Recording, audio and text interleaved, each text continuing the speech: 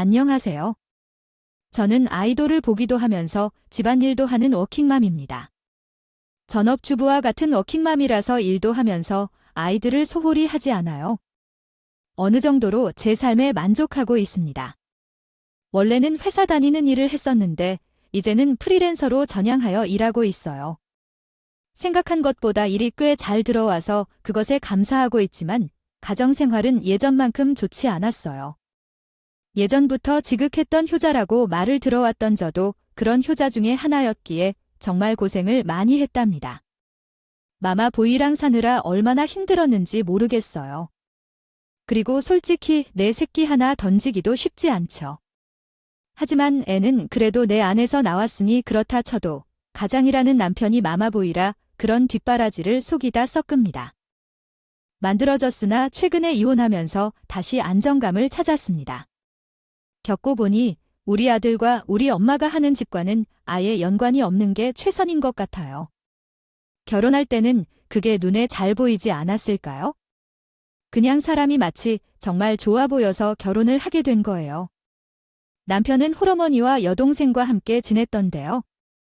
엄마는 이미 사람을 사회에 맞춘 적이 없는 상태에서 홀어머니와 같이 살았고 밑에 여동생이 한 명 있는 식구끼리 서로 의지하고 잘 싸워왔다 보니 인품도 좋고 성격도 좋아서 아버지가 계시지 않아도 큰 문제는 없을 거라고 생각했었습니다. 좋다고 해도 친정에서 문제 삼을까 걱정했던 거예요. 처음에는 여자는 기하 내용 누락. 걱정은 했지만 남편을 만나보니 서글서글하고 효자 노릇도 잘해서 다들 마음에 들어 하셨다고 해요. 물론 시대에 맞게 인사를 드리러 갔을 때는 뭔가 쎄하긴 했어요. 긴장한 상태라 시어머니가 한 말을 다 기억하지 못했지만 뭔가 귀에 거슬리는 말을 했거든요. 이제 결혼하면 한 식구니까 잘 지내보자. 내가 남편 없이 애들 키웠지만 부족하게 키우진 않았어. 앞으로 남편을 잘 챙겨야 되고 애도 꼭 낳고 특히 아들은 꼭 낳아야 된다. 그리고 어른을 모실 줄 알아야 돼. 우리 집은 재산과 명절 차례를 중요하게 생각하니까 그런 기본은 지켜줬으면 한다. 뭔가 시어머니는 지금의 시대와는 동떨어진 부담스러운 말을 해서 걱정이 됐지만 지방에 사시는 분이니까 옛날 사고방식을 가진 것 같아서 그냥 그러려니 했죠. 예전 분들은 우리와 생각하는 게 다르니까요. 근데 남편도 지금 와서 생각하면 약간 느낌이 좋지 않은 부분이 있었어요. 항상 시어머니한테 덤마, 뭐 필요한 거 없어요? 뭐든 다 말해요. 제가 다 해드릴게요. 하면서 효자다운 모습을 보인 것까지는 좋아요. 다만 쟤한테는 우리 엄마가 아버지 일찍 돌아가시고 정말 고생 많이 하셨어. 그래서 우리가 잘 받들어야 돼. 부모를 잘 공경해야 애 나와도 애들이 배우지 않겠어. 얼른 모시고 살아야 나중에 우리한테도 잘하지 않겠어라고 하는 등 좀 과한 모습을 보이기는 했어요. 그래도 뭐 사람이 워낙 좋아해서요. 부모님들의 관점에서 보면 잘 행동하는 사람 중에는 나쁜 사람이 없겠죠. 그래서 결혼을 하면 딱 좋을 것 같다고 생각했습니다. 우리의 시댁에서도 저희를 잘 대해 주실 것이라는 기대도 있었고요. 어르신들께서 신부를 좋아하려고 하는 것은 나쁘지 않다고 생각했습니다. 서울에 신혼집이 있어도 경기 지역이 가깝기 때문에 자연스럽게 시댁 부모님과 자주 왕래해야 했습니다. 시댁에서 많은 것을 신경 써주시는 것을 좋아하시다 보니 저희를 불러와서 맛있는 음식을 사주시거나 갈 때마다 반찬까지 챙겨주시곤 했습니다. 그럴 때마다 남편은 조용히, 그러나 은근히 우리 엄마도 이런 것을 좋아하시는데 우리 엄마도 이런 음식을 잘 드시는데 같이 드셨으면 좋겠다고 자주 중얼거렸습니다. 언젠가는 함께 드실 수 있다면 참 좋을 텐데요. 거리더라고요. 그렇게 친정 부모님을 만날 때마다 항상 시어머니를 생각했고 처음에는 진짜 부모님을 잘 챙기는구나 하고 좋게 봤어요. 하지만 시간이 갈수록 점점 그 말이 너무 부담스러웠고 굳이 내가 듣는 데서 얘기해야 하는 건가 싶어 좀 거북스럽더라고요. 그래서 저는 남편이 자꾸 같은 말을 반복하지 않도록 시어머니한테 고기도 보내고 옷도 사서 보내고 나름 잘 챙기려고 했어요. 하지만 남편은 친정 부모님을 자꾸 보는 걸 점점 불편해했어요. 대놓고 싫어하는 건 아니었지만 장인 어린 장모님을 너무 자주 보는 거야? 꼭 이렇게 매번 봐야 돼. 주말에 우리도 좀 쉬어야지라면서 은근히 친정 부모님을 말해줬어요. 그만 되길 바란다는 말씀을 했더라고요. 사실 친모와 아버지를 자주 만나는 것도 아니었어요. 몇 달에 한 번 정도 뵈는 거였죠. 그런데 시어머니와 시아버지는 모두 정신이 없어서 명절 때만 가면 마음이 걸렸어요. 그래서 조금씩 남편에게 제가 우리 어머니와 어울리는 게 어떨까 제안했더니 그러면 시아버지와 시어머니도 함께 편하게 만날 수 있지 않을까 생각했거든요. 솔직히 시아버지, 시어머니는 자주 만나지만 우리 어머니도 조금씩 챙겨주는 게 좋겠다고 생각했어요. 어머니는 혼자서 하시는데 더 잘 챙겨주어야 한다는 생각에 적당한 것이 좋겠다고 해서 자꾸 불쌍하게 느끼게 되었어요. 솔직히 과한 일은 저에게 맞지 않았어요. 예전과 같이 시부모님을 항상 맞이하는 시대도 아니고 제가 직장인이기도 하니까 어떻게 함께 살아나가길 기대하겠어요. 그래서요. 남편한테 당신이나 저나 바빠서 어머님이 오셔도 혼자 계셔야 될 텐데 왜 합가 얘기를 해요? 너무 성급한 거 아니에요? 그리고 요새 누가 어른 모시고 사나요? 그것도 신혼인데 합가 얘기가 나오는 게 이해가 안 되라며 딱 잘라 거절했죠. 남편은 제가 강하게 얘기해서 연세 많은 엄마 혼자 두기 어려워서 그렇다고 생각하는데 제가 일부러 그러는 건 아니에요. 지금 처가에 너무 신경 쓰는 것 같으니까 우리 엄마가 마음에 걸리네요. 당신 불편하고 그러는 건 아니에요. 여건이 되면 근처에 집 한 채 사주면 좋겠다만 그게 안 되니까 함께 사는 건 어떨까 싶었습니다. 뭐라며 적당히 둘러 말하더라고요. 저도 좋게 얘기하며 더 말이 나오지 않게 했어요. 우리 부모님도 어쩌다 한 번 뵙는 거고 시어머니도 가까우면 당연히 그렇게 생각했어요. 정도는 봤을 거야. 나도 어머님을 신경 쓰는데 서로 효도 잘하면 되잖아. 학가 얘기는 하지도 마. 나는 학가하면 너무 힘들어질 것 같아. 제가 선을 딱 그어버리니 그 이후로 남편이 당장은 합과 어쩌고 얘기하지 않았어요. 하지만 조금씩 합과 위세를 내비치기 했죠. 그때마다 제가 방어를 잘하긴 하지만 점점 불안한 마음이 들기 시작했어요. 어쨌든 남편이나 시어머니나 서로 엄마 아들 하는 게 좀 있지만 결혼 생활에는 큰 문제가 없었어요. 그래서 서로 일에 집중하고 나름 알콩달콩 지내다가 아이가 생겼답니다. 사실 계획한 것보다는 좀 늦어지기는 했지만 그래도 아이가 빨리 찾아와 준 덕분에 남편하고 이것저것 계획도 세우고 아기 용품 사면서요. 행복한 시간을 보냈어요. 제가 막 달까지만 회사에서 일하다가 프리랜서로 완전히 전환하기로 결정했어요. 물론 이 말은 프리랜서 지원금을 받지 않고 재택근무하는 것과 마찬가지였어요. 게다가 제가 재택으로 일한다는 소식을 들은 거래처 몇 곳도 몸조리 다음에 연락할 것 같았어요. 그래서 일거리가 많아질 것 같았죠. 뿐만 아니라 개인적으로 의뢰하고 싶은 일이 있었는데 출근하지 않을 거라는 걸 눈치채고 맡기면 되겠네요라고 다 비슷한 말을 해주셨어요. 먼저 일을 맡기겠다는 전화를 주셔서 얼마나 고마웠는지 몰라요. 출근을 하지 않고도 집에서 몇 개의 일을 처리하니까 앞으로 더 편하게 될 것 같았어요. 그런데 아기 낳을 소어티드 포 클리러 미닝. 언제쯤 되면 남편이 다시 합가로 압박을 시작했어요. 저는 완전히 잊고 있던 문제라 갑자기 말을 꺼내니까 당황했어요. 남편은 우리 엄마가 혼자 시골에서 사시니 걱정이 돼요. 우리가 애를 낳으면 여기서 애를 돌보면서 당신 밥도 챙기고 하면 서로 편하지 않을까? 당신도 애를 낳은 뒤 몇 달 쉬다가 바로 일한다면 애를 보는 것도 어려울지 않겠어요. 만약 집에만 있다고 해도 우리 엄마가 시골에서 애를 잘 보시니까 부탁드려 하는 거예요.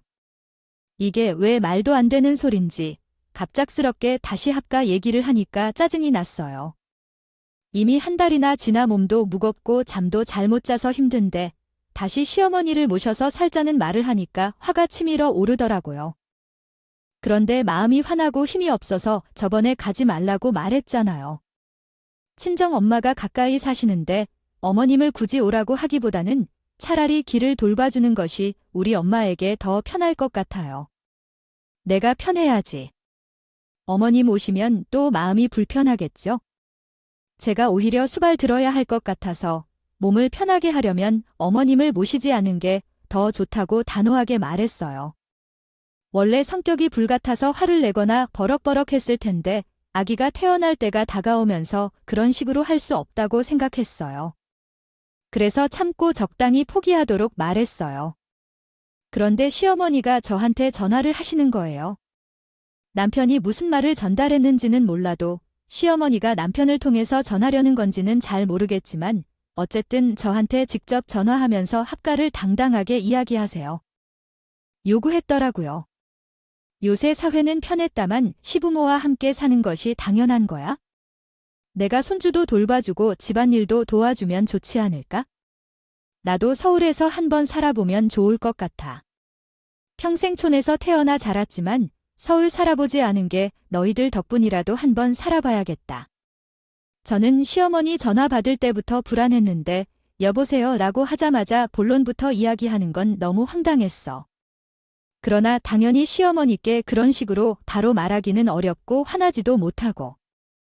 그래서 구구절절 어색하게 이야기하면서 조심스럽게 말했지. 어머님 친정이 더 가깝다면 친정 부모님이 오면 지내며 필요할 때에 도와주시면 돼. 또한 집이 비좁아서 애가 나오면 어머니가 계실 공간도 없어요. 죄송하지만 함께 지내기 어려울 것 같네요. 애를 낳고 우리가 자주 찾아뵐게요. 서운하실 거 알지만 그때까지만 해도 제 기준에서 시어머니는 조금 고지식하고 과거적인 사고방식을 갖고 있어도 말은 통하는 분이셨어요. 그래서 저는 좋게 얘기한 거였죠. 하지만 시어머니는 끈질겼다. 혼자 올라가는데 집 한 칸을 다 차지하는 것도 아니고 왜 내가 있을 공간이 없느냐고요? 정방이 없으면 거실에서 주무시면 돼요? 그냥 제게 싫으면 솔직히 말해주시면 되는데 왜 그렇게 비틀거리며 이야기하실까요? 아무튼 정같이 사는 것이 부담되면 애가 돌잔 차리기 하는 동안만이라도 함께 지내면 되지 않을까요? 나도 서울 구경을 해보면 안 되나요? 그때는 대충 애를 낳기 이달 전이었던 것 같은데 시어머니 말씀을 들으니 아직도 회한스러우시네요. 때도 안 됐는데 오는 게 같았어요. 정말 어이가 없어서 대충 잘 둘러대며 거절했죠. 생각보다 말이 안 통하는 분이라 잘못 얘기하면 더 시끄러워질 것 같았거든요. 어머님 그렇게 생각하시면 제가 말을 잘못한 것 같아 너무 죄송하네요. 하지만 정말 같이 지내기는 어려워요. 아기를 좀 키우고 나서는 어머님을 서울 구경 많이 시켜드릴게요. 당장은 그곳으로 가기도 어려우니 죄송하지만 단기적으로도 모시기 어려울 것 같아요. 그대로 시어머니랑 계속 설전을 벌였지만 제가 철통같이 방어하니 시어머니가 알아듣고 안 오른다고 하면서 또 끊었어요. 마음 같아서는 정말 시어머니 뭐고 번호 싹 차단하고 다시는 안 보겠다. 저희가 함께 살자는 말은 안 했잖아요. 여러분이 친정 부모님을 챙겨주시길 바라는데 부모님을 챙겨드리는 것은 여러분의 책임입니다. 혹시 그렇게 하지 않으면 결혼을 끝내고 막연하게 살아볼 수도 있지요. 그리고 서로의 부모님과 함께 살지 말자는 것을 단호하게 말해야 해요. 그렇지 않으면 혹시 나중에 서운하게 될 수도 있어요. 남편에게 왜 그렇게 엄격하고 비겁한 말을 하는 걸까요? 우리 엄마가 젊은 시절에 고생하셨으니 함께 살자는 것이 정말 잘못된 생각이에요. 이렇게 당신이 그렇게 나쁜 사람이라고 오해하지 않도록 대화를 이어가는 것이 중요해요. 몰랐지? 진정한 밤에만 함께하는 것을 우리 집에서 하자고 내가 제안했을 때 남편이 뭘 꺼내냐며 도리어 나를 재책을 시작했어. 처음에는 당황했지만 논할 가치가 없어서 대꾸하지 않았어. 대신 눈으로 남편을 쌍욕해야만 했고 그러자 남편이 좀 깨달아 변했어. 나는 강경하게 나섰지만 남편은 물러서지 못했고 그렇게 해서 문제는 어느 정도 해결됐지만 아이가 나오고 나서부터 남편의 태도가 서서히 변해가기 시작했어. 남편은 밖에서 다른 일을 하는 것은 아니었지만 조금씩 날 소홀히하기 시작했고 시어머니에게 더 신경을 쓰는 척했어. 우리에게 아이도 있는데 우리 집안을 챙기는 것보다 시어머니를 더 신경 쓰기 시작했어. 시어머니도 남편을 특별히 대접하는 이유가 정말 필요해서인지 자꾸 자기의 위치를 강조하기 시작했어. 시어머니 집은 대구에 있는데 만약 시어머니 집이 서울과 가까운 거리에 있었다면 설정이 달랐을 거야. 남편이 매일 같이 시댁에 들르는 것 같아요. 이전에는 그런 일이 없었는데 시어머니가 어디 가고 싶은 곳이 있으면 꼭 남편에게 택시비를 부탁한다고 해요.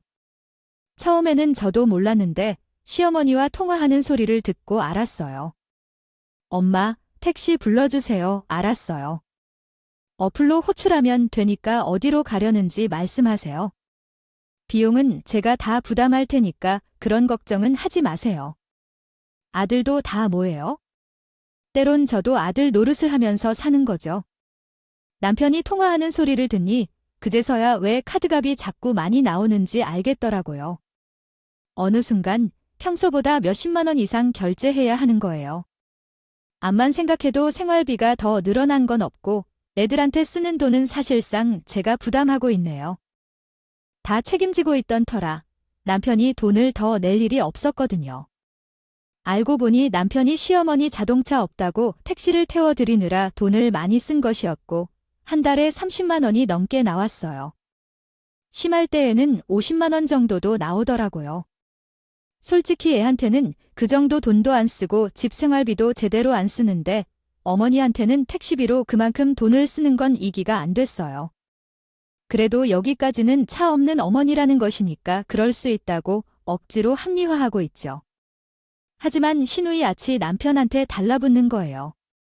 남편이 시어머니가 한마디 하면 내 엄마 계좌로 돈을 보내드릴 테니까 필요하신 데에 쓰세요 라며 돈을 척척 보내니까 신호까지 돈을 달라고 하더라고요. 옆에서 보니 시어머니가 옷이 필요하다는 핑계로 돈을 요구하는 친구가 있었습니다. 이런 핑계를 사용해 돈을 달라고 하던데 이 방법을 시누이가 배웠다고 합니다. 시누이는 남편에게 자고 나는 엄마를 모시고 병원에 가야 하는데 돌아올 때 점심이나 사 먹게 돈 좀 보내주면 안 돼요? 나 알바해도 얼마 못 벌어서 교통비만 해도 감당이 안 되네요. 좀 부탁해도 괜찮을까요? 라며 시어머니를 속여 돈을 받은 적이 있었습니다. 통장 내역을 확인해보니 10만 원이나 20만 원씩 시누에게 주고 있었는데 이 사실도 이해가 되지 않았습니다. 각자의 집안 책임은 좋지만 그 정도까지 챙겨주는 것이 맞는지 의문이었습니다. 그래서 이러한 행동에 대해 남편에게 이 일을 제기했습니다. 여보, 만에도 시어머니나 시누에게 돈을 준다면 이건 아니지 않을까요? 너무 많은 걸 보내고 택시비가 많으면 50만 원까지 나오잖아. 이렇게 사수하는 것은 좀 아니지 않아? 지금 당신의 생활비도 제대로 보태지 않아. 우리 아이한테 필요한 모든 것을 내가 다 부담하면서 우리에게는 소홀하면서 시부모님만 챙기는 것은 말이 안 돼. 당신의 가정은 너무하다고 생각해. 남편은 오히려 성질만 내어야 한다고 말이에요. 아니, 우리 엄마가 혼자 멀리 계신데 그 정도는 내가 해야지. 무리한 것 아니겠어요? 당신은 장모님 옆에 붙어 지내니까 제 입장을 모르실 수도 있어요. 게다가 제가 옆에 계신 장모님께 밥을 사드리고 모든 것을 하고 있는데 우리 집에서는 왜 못해줄까요? 남편이 그렇게 나오기 때문에 더 짜증이 나요. 우리 엄마한테는 내가 애를 돌봐주고 있는데요. 도와주셔서 감사합니다. 말씀하신 대로 매달 한 번씩 밥 한 그릇을 드리면서 그런 식으로 대답하는 거죠.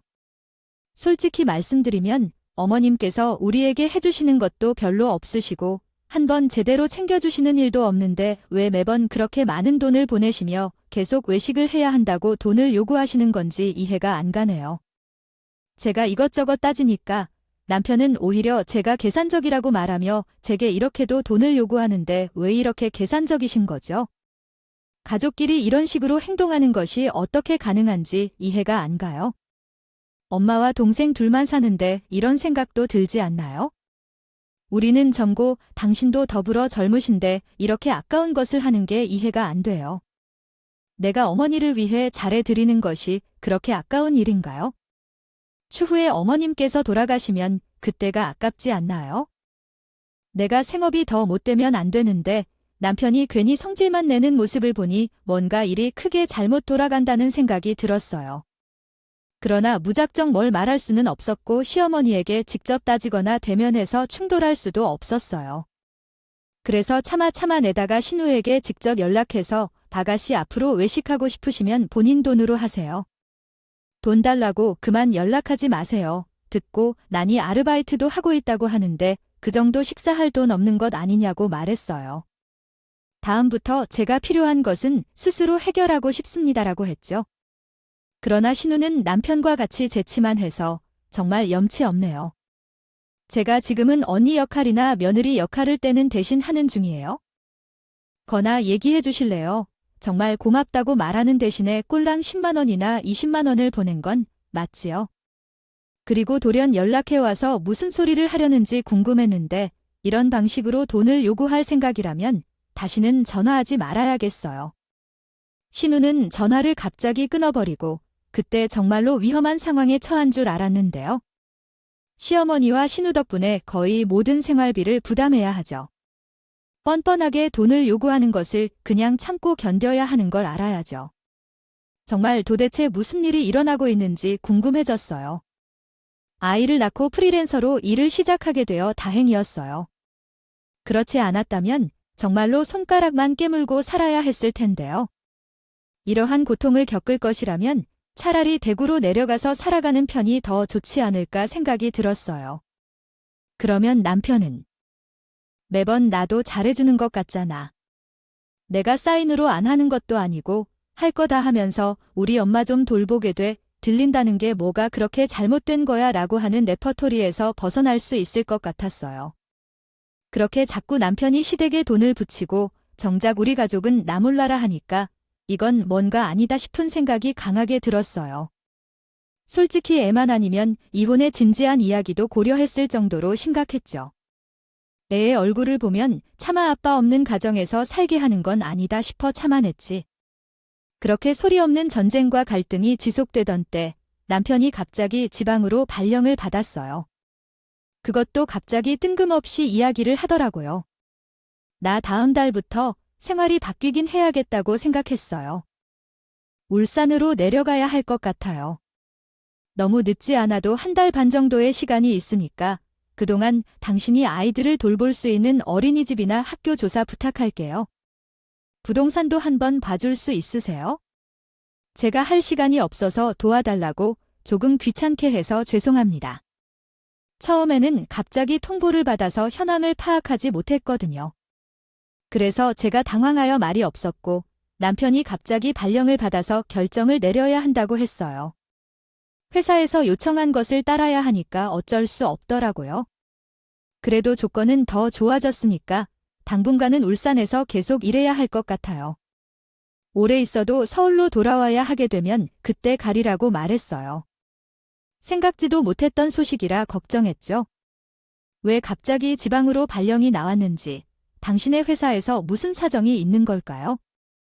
있는 거야 혹시 잘릴 거 발령받은 걸로 대체하는 거 아니지 당장 그만둬도 내가 벌고 있긴 하지만 그래도 요즘에 일자리 새로 구하기도 어렵잖아 혹시 문제 있는 거면 솔직하게 얘기해줘 그래야 대책을 세우든 하지 제가 걱정스럽게 얘기하니까 남편은 웃으며 그런 거 아니라며 걱정할 거 하나도 없다고 했어요.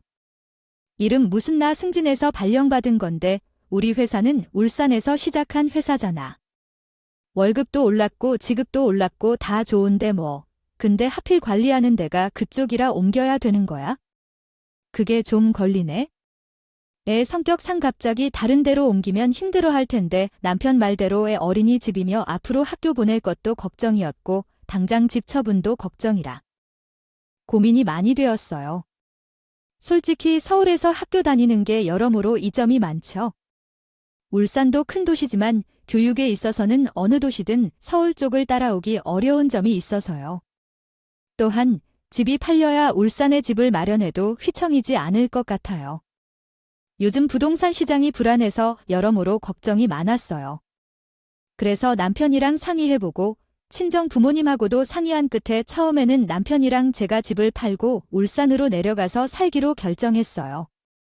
하지만 친정에 있으면서 어린이집 다니고 주말마다 서울로 올라와야 하는 일이 생겨 포기하기로 했어요. 친정엄마도 애가 내 성격이랑 친구들과 잘 어울리지 못하는데 갑자기 이사하면 적응을 못할 것 같다고 생각해서요. 그래서 학교에 들어가기 전까지는 우리 집에서 계속 살기로 했어요. 지내는 것이 좋을 거예요. 내가 안 가는 게 더 나은데 내려가야 할 때는 자주 올라와서 챙겨주면 되지 않겠어요? 힘들어도 차를 끌고 올라와서 도와주면 돼요. 쉽다고 하더라도 둘이 함께 내려가는 것이 더 좋을 것 같아요. 몇 번을 말씀하셔도 제가 생각해도 아이가 친정에서 지내는 걸 불편해하지 않고 지금은 어린이집에서 나름 적응한 상태라 둘이 내려가는 것이 낫겠습니다. 물론 제가 없이 아이만 놔두는 것은 좀 어색한 것 같아서 고민이 됐어요. 남편이 다시 서울로 발령받을 수 있지만 집을 떠나는 게 좀 싫다고요. 그래서 제가 남편께 당신 혼자 내려가서 애를 초등학교에 입학시킨 뒤에는 울산으로 온 우리 가족이 모여 사는 것이 좋지 않을까라고 했어요. 아이가 아직 어린데 제가 없이 친정에 맡기는 것이 그렇죠. 들어갈 때는 어차피 새로 적응해야 되니 몇 년만 둘이 여기 이러다가 내려가면 좋을 것 같아라고 했어요. 남편도 곰곰이 생각을 하더니 그래 다음 분과는 그러는 게 좋을 것 같아 나야 혼자 가도 대구랑 가까우니 우리 엄마랑 동생 자주 보면 되고 애를 혼자 놔두고 둘 다 내려가긴 좀 그렇겠지. 일단 그렇게 하는 걸로 하죠라며 제 생각이 동의했어요. 근데 남편이 갑자기 태도를 바꾸더라고요. 생각해보니까 나 혼자 가는 건 좀 아닌 것 같지 않아. 나 혼자 가면 돈 벌러 가는 건데 애 성격이 좀 내적이라 이런 일도 겪어봐야지. 다 같이 내려가죠. 제가 갑자기 뜬금포로 얘기하는 게 이해가 안 돼서 왜 갑자기요? 다 같이 내려가자고 하는 거냐고 물었어요. 그러니 남편은 가족끼리 뭐하러 떨어져서 지내. 그냥 같이 사는 게 맞는 것 같더라고. 우리끼리 똘똘 뭉쳐서 잘 지내야지. 내가 부동산에 집도 내놨어. 일단 울산 집은 구했어. 여기서 집 팔리면 집값 내고 은행에 넣어놨다가 필요할 때 쓰죠라며. 아예 혼자 결정하고 통보를 해버리더라고요. 그 말을 들으니 딱 대구에 있는 시댁이 떠올랐어요. 남편이 어떤 생각으로 다 같이 내려가자고 하는 건지 알 것 같더라고요. 다 내려가면 아예 시에게 들락날락하며 지금보다 더 챙겨주겠죠. 저는 제 생각을 많이 했어요. 차라리 끝까지 안 내려가고 친정집에서라도 버티는 것이 좋지 않을까 하는 생각이 들었지만 만약 남편이 혼자 내려가서 지내면 시어머니와 신우가 아주 작심하고 돈을 달라고 할 것 같았어요. 돈 귀신들이 들러붙어서 남편을 뜯어먹는 게 아니라 차라리 제가 귀찮더라도 내려가서 중간자 역할을 잘해야겠다는 판단을 내렸죠. 그래서 남편이 퇴근하자마자 불러서 이야기를 했어요. 여보, 어머님도 우리 울산으로 내려가는 거 아시죠? 어머님도 좋아하실 거라 생각해요. 대구랑 가까워지니까. 아, 제 말에 남편은 갑자기 발끈하고 또 우리 엄마 이야기야. 당신 설마 울산에 가는 걸 싫어하는 게 우리 집이랑 가까워서 그런 건가요? 아, 진짜 해도 너무합니다. 어쩜 시어머니랑 가까워지는 것도 싫다고 그러냐? 저 태도가 황당해. 무슨 소리야? 내가 언제 시댁? 그것 때문이라고 했어요. 우리 애 때문이라고 했잖아. 적응을 잘 못하지만 갑자기 살게 된 곳이며 어린이집이며 싹 다 바뀌면 얼마나 힘들어질지 퉁명스럽게 말했죠. 하지만 남편은 괜히 애핑되지 말라고 시대가 가까워서 싫다는 거잖아. 내가 모를 줄 알아. 당신이 그러는 거 한두 번이냐 진짜 징글징글하다 시어머니가 그렇게 싫어라며 저리 뭐랄까 서 있었어요. 아니야, 아니라고. 나도 내려가는 건 찬성이야. 부동산에서 연락이 왔길래 집을 파는 거라고 말했어요. 애도 혼자, 나도 어렵니까? 다 같이 내려가자고 제 말에 남편이 놀라서 눈이 휘둥그레졌어요. 뭐 진짜, 당신 정말. 내려가서 함께 지내는 게 괜찮을 거예요. 우리 가족 다 같이 내려가서 살아도 괜찮아요. 남편이 계속 놀라서 몇 번이나 물어봤는데 저는 계속 그렇다고 했죠. 어차피 거기서 평생 지낼 것도 아니라며 괜찮아요. 전세는 빼서 내려가서 지내는 건데 이번 주말부터는 조금씩 짐 정리를 해야겠다고 생각해요. 당신도 자꾸 내 마음 삐뚤게 생각하지 말고 어머니께도 말씀드려 놓으세요.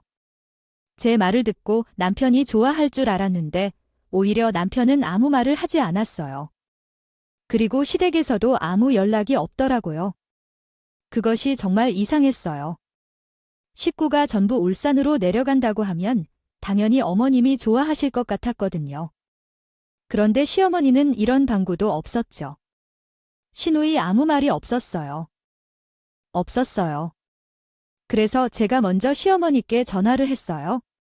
어머님, 저희 이사 소식 못 들으셨나요? 아버지가 울산으로 발령 받았잖아요.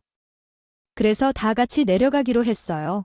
그 말에 시어머니는 심드렁하게 대답하더라고요. 그래, 이야기는 들었다. 아버지 따라 다 같이 내려와 지낸다며 그건 생각 참 잘했어. 가족끼리 다 같이 사는 게 맞지요. 아버지 혼자 내려가면 얼마나 쓸쓸하겠네.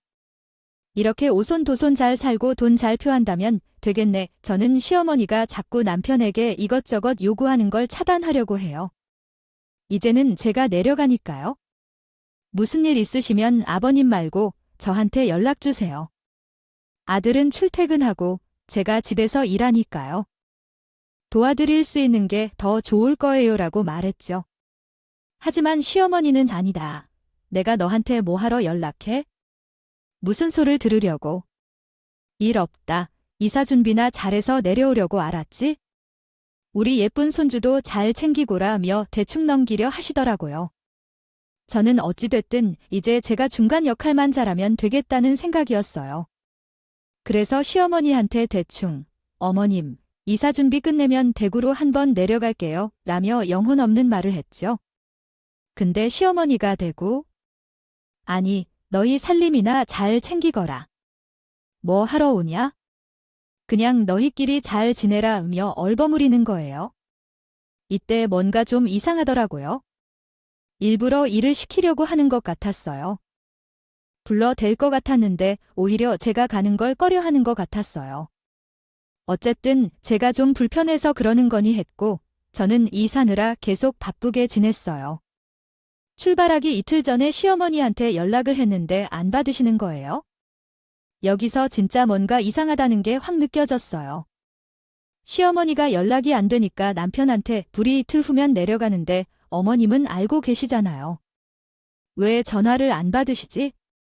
내가 전에 다 같이 내려간다고 말씀드렸는데 당신이 한번 전화해봐라고 했는데 그러나 남편이 자꾸 대답을 회피하고 얼버무리는 거예요. 아무래도 바쁜 일이 있으니까 전화를 안 받으셔도 되려나? 그런데 급한 일도 없는데 저는 남편의 태도도 이상하고요. 시어머니가 연락이 안 되는 것도 이상해서 계속 꼬이꼬이 물었습니다. 혹시 무슨 일이 있는 건가요? 아니야. 왜 말을 안 해? 내가 이제 울산 내려가면 시일은 나를 통해서 할 테니. 알았지? 당신 혼자 뭘 하려는 거야? 그런 일은 절대 없게 해줬으면 좋겠어. 각자 효도한다지만 부부끼리 기본적인 건 얘기해야지. 제가 단호하게 말했더니 남편은 저를 물끄러미 바라보더니 당신이 우리 엄마 챙길 일은 없어. 우리 엄마도 곧 이사 가신대 하고 했어요. 이게 무슨 뜬금없는 소리인가 싶었죠. 어디로 이사 가시는데요? 라고 물었더니 아니, 이사처럼 중요한 일인데 나한테 말 한마디 없었어. 설마 울산으로 오시는 거야? 뭔데 무슨... 소름 끼치지만 저는 합리적인 이야기가 나올까 싶게 되었습니다. 심장은 철렁거렸는데 깊이는 아니더라도 뭔가 불안한 느낌이 들었습니다.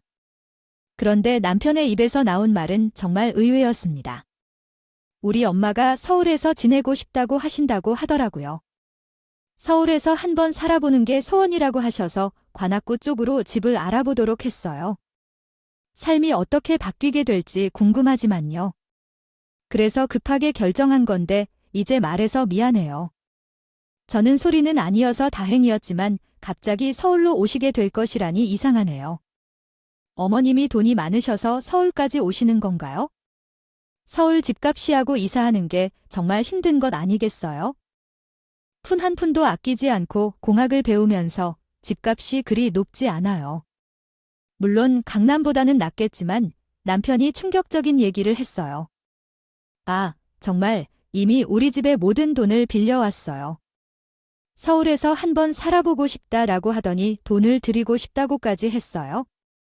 3 동안 지방에서만 살았는데 서울에서 살아볼 생각이라도 드는지, 나중에 내가 서울이나 경기도 원으로 발령받으면 우리 엄마가 사는 집에 들어가서 함께 살 수도 있겠지요. 돈을 돌려받거나 집값이 오르면 더 이익일 거라고 생각했는데 완전히 헛소리군요. 이제서야 다시 이야기하네요. 그리고 지방에서 집을 사는 것은 돈이 어떻게 구할지도 모르겠고 그냥 계약금만 내는데 나머지 돈은 전혀 없어. 울산 집값을 치르기로 결정한 거 아니었어요. 왜 그래요? 돈은 시어머니에게 드려야 한다고 당신이 정신이 정상이면 무엇을 어떻게 사용하려고 했냐고 소리를 꽤 열었다. 제게 사이 없이 돈을 빌려왔다는 것도 놀랍고 결국에 시어머니와 함께 살자는 말을 해서 정말 화가 나서 미쳐버릴 뻔했다고요.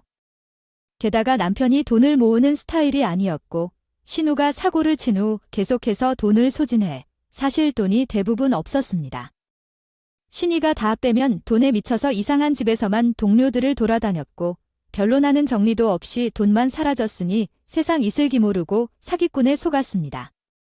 그런데 그걸 남편이 갚아준 거예요. 그러니 제가 시어머니 요구사항을 거절한다고 말하면 그의 예민함에 거칠게 대응해야 하죠. 이것을 친구들에게 언급하지 않았으니 언급하지 않았어요. 내 속으로만 힘들게 수술을 받았고 남편은 그 사실을 알아도 무시했으며 시어머니와 가족들은 알지만 당연한 일로 파악했을 거예요. 책만 가져 집에서 남편과 시어머니 신우와의 관계가 정말 환상적인 수준이라 저는 혼자 제 정신을 차리고 사느라 정말 힘들었어요. 생활비도 거의 다 제가 부담했고 남편은 어느 순간부터 시어머니 집에 돈을 주고 집에서는 소홀했거든요. 그러나 남편은 제 말을 들어보지도 않았고 일일 보듯 대출을 받으면 되지. 우리 둘이서 남편 하니까 대출금 금방 갚을 수 있으니 걱정 마라. 안 되면 당신이 좀 갚아주고 공동명의로 하면 되잖아. 대충 그렇게 되면 살 수 있지 뭐. 그렇게 하면 되는 대로 살아도 돼. 걱정하지 마세요. 결국에 우리 집은 서울 엄마의 집으로 될 거예요. 우리 재산이 증가하는 것이라고 하더라고요. 저는 당장 우리 집이 없는데 무슨 얘긴지 계약금만 냈을 뿐인데 다 우리 집이라고 대출이나 이런 것이 애들 장난인가요? 너같이 무책임한 사람은 처음 봤어요. 대출을 그렇게 쉽게 언급하는 사람은 어디서 대출 받아요? 저도 내가 갚아야 할 거 아닌데 왜 내게 갚으라고 하는 건 진짜 넘어선다고 생각해요. 너같이 경제 개념 없이 살고 마음대로 있는 사람하고는 더 이상 함께 살 수 없다는 결정을 내렸어요. 그래서 이혼이 급해요. 돈이 급해요. 우리 이혼하자고 제안했어요. 남편은 제 말을 듣고 도끼 눈을 뜨고 소리를 내며 우리 엄마를 좀 잘 해달라고 말했어요. 지민 씨의 글을 적절한 문법 구조로 다시 작성하겠습니다. 방금 말했던 것과 필요한 것을 챙겨드린 것 같은데 이혼을 고려하는 건 말이 되고 내가 무책임하다는 리분을 써먹고 제가 처가에 잘 해주었으면서도 우리 식구들을 챙기지 못한 부분이 무엇인지 궁금해요. 집을 알아볼 때 대출을 받는 것은 당연한 일이라 생각하고요. 대출 없이 집을 사는 경우는 드물어요. 엄마께 돈을 그냥 주는 것이 아니라 빌려주는 거니까요. 그 계산이 미친 수준입니다. 남편이 방방 뛰며 큰 소리로 외치는데 이 정도면 부끄러워할 짓이라고 생각했어요. 그 모습을 보며 뒷사람과 애를 낳고 살아야 할까? 라는 의문이 들었죠. 앞으로 돈을 많이 벌면 더 유리하다는 이유로 계속해서 설득하는데 그 말이 타당할까요? 시어머니가 돌아가실 때까지 계속 살아야 할 건데 돌아가신 후에 우리가 아니라 남편의 재산만 커지는 걸까요? 거겠죠? 대충 보니 시어머니가 콕콕 찔러대는 대로 하는 것 같은데 마마보이도 그런 마마보이가 없었어요. 매번 우리 엄마, 내 엄마 타령만 하고 모질이 여동생만 챙기면서 가장 노릇은 못하는 건 필요도 없었고요. 그래서 저는 너 혼자 지방 내려가 나는 지방에서 못 살아. 아니, 너 같은 것이랑 못 살아. 난 애들이 됐고 친정 가서 편히 살 테니까 넌 혼자 지방 가서 밥해 먹고 빨래하고 신우 뒤치다꺼리하고 시어머니 챙기고 다 해달아서 살아봐라고 비꼬면서 툭툭 던졌죠. 제 마음을 돌릴 생각은 전혀 없었어요. 남편은 내 말을 왜 그렇게 싸가지게 해? 그리고 내 말에 틀린 것도 없고 잘못된 것도 없는데 왜 자꾸 남의 성질을 건드려? 내가 날 가장으로 생각하면 그런 식으로 얘기하. 너도 억울하면 변호사 선임해봐라며 자꾸 핀트가 어긋나는 말만 하는 것이 불평하더라고요. 전 무슨 말을 하든 결혼을 이혼할 것이라는 결심을 굳히고 말은 하겠습니다. 대화할 필요성도 못 느꼈어요. 그래서 난 이혼 생각이 변하지 않고 예전부터 마음에 더 담겼던 거야. 내가 아는 행동분이 진짜 같이 못 살 것 같다. 시어머니에게 준 돈 중에서 내 몫은 다시 돌려받아야 할 것이야. 이 집도 내가 거의 다 갚은 대출임을 알 것이니 재산을 분할하면 내 몫이 더 많을 걸로 알아. 변호사를 찾아 소장을 접수할 테니 너도 억울하다면 변호사 선임해보라고. 그래도 내가 이길 것 같지만 말해버렸어. 그리고 방에 들어가 버렸어요. 밤이 늦어서 자려 하다가 다음날 아침에 친정으로 가려 했는데 밤중에 남편이 전화하는 소리가 들려서요. 들으니까 계속해서 소리가 거슬리는 것 같아서 짜증나서 문을 열어 나가보니 시어머니가 전화통화를 하고 있었어요. 어머니 말대로 지방으로 발령 신청했더니 그 사람이 이혼하자고 그러더라고요. 어머니의 지시대로 했는데 일이 더 꼬여버렸어요. 지방으로 가서 좀 살다 보면서 그 사람은 서울 사람이라 지방 생활을 견딜 수 없을 거라고 생각해 그때 다시 서울 쪽으로 발 신청하면 어머니와 만나야 할 수밖에 없을 것 같아요. 하지만 이렇게 이혼하면 어떡하죠?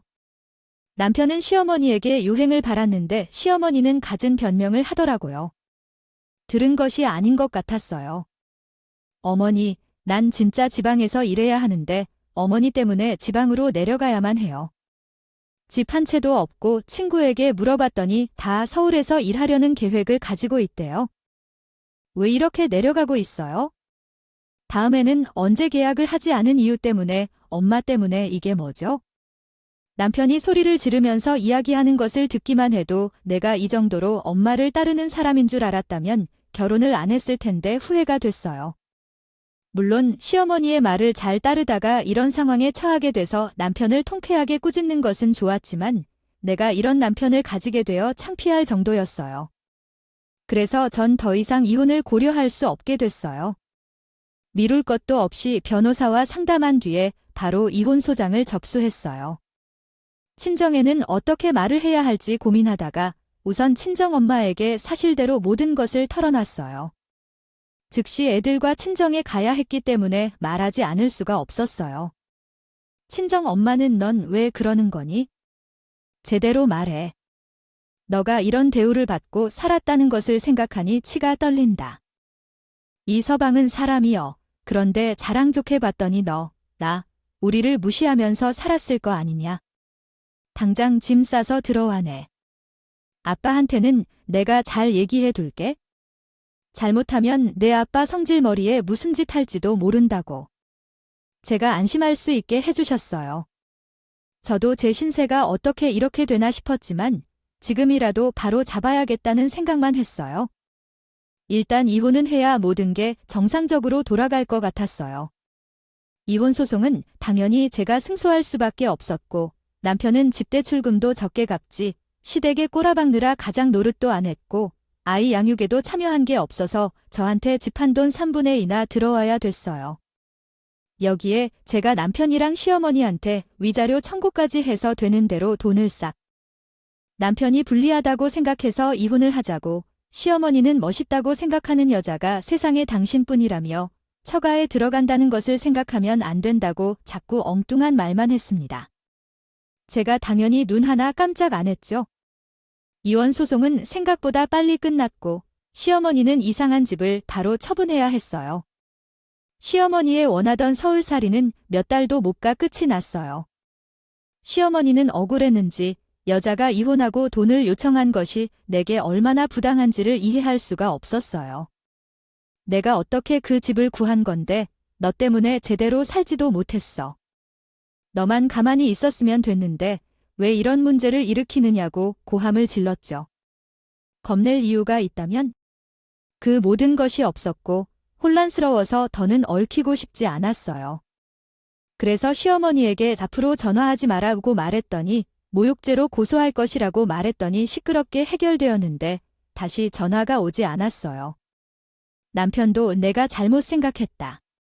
다시 생각해보자고 말했지만 이미 이런 식으로 헤어지자고 나름 물고 늘었지만 이미 게임은 끝이 났어요. 저는 아이를 키우면서 남편으로부터 양육비까지 받아내며 그나마 답답한 속이 좀 푼 것 같았어요. 남편은 계속 잘못한 것인데 다시 합쳐달라는데 그 말을 듣기 싫어서 변호사에게 이야기하고 차단했어요. 처음에는 그런 모습을 못 봐서 힘들었지만 나중에 손절하고 탈출할 수 있다면 다행이에요. 들리는 소문에 시누이가 남편이 돈을 갚아주었는데도 시어머니가 명의를 빌려서 훔쳐서 재택으로 억대의 빚을 쌓았다고 하더라고요. 남편은 죽고 싶어하고 시어머니는 맨날 술만 마신다는데 남의 눈에 피눈물 낸 사람들이 잘 살지 않겠다는 생각이 들었죠. 지금 저는 친정에서 애랑 살면서 계속 일하고 있는데 얼마나 마음이 편한지 몰라요. 이제는 전 남편처럼 내 부모님을 생각하고 잘 모시고 애도 건강하게 잘 키우려고 해요. 제 이야기를 들어주셔서 감사합니다. 오늘도 저희 채널에 와주셔서 감사드립니다. 더 좋은 로 찾아뵙겠습니다.